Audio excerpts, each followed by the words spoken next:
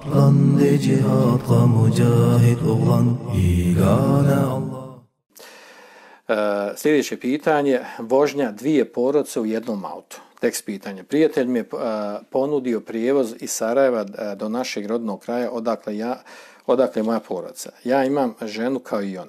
Da li je nama dopušteno da nas četvero se zaputimo u istom autu na putu, iako nismo mahremi? Ili je preče da ja i moja supruga idemo autobusom u posjetu našim prijateljima? To je tekst pitanja. Odgovor na ovo pitanje da je dozvoljeno, da nema nikakve smetnje u tome. Naravno da muž i supruga sjednu, jedni muž i supruga sjednu nazad, drugi naprijed. Zašto, iz kog razloga je dozvoljeno? Jer ovo nije osamljivanje.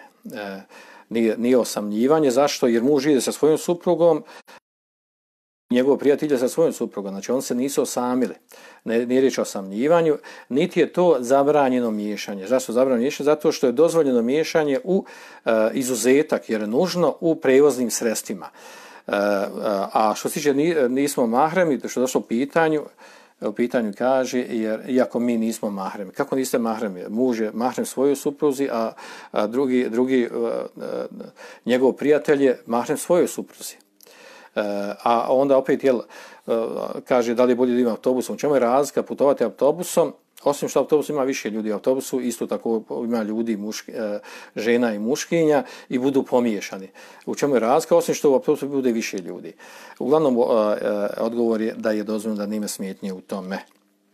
Čak nema smetnje u tome da muž i supruga idu sa svojim autom i da ide sa njima druga neka sestra sjedne. Sa njima da ide u auto. Jer to nije osamljivanje.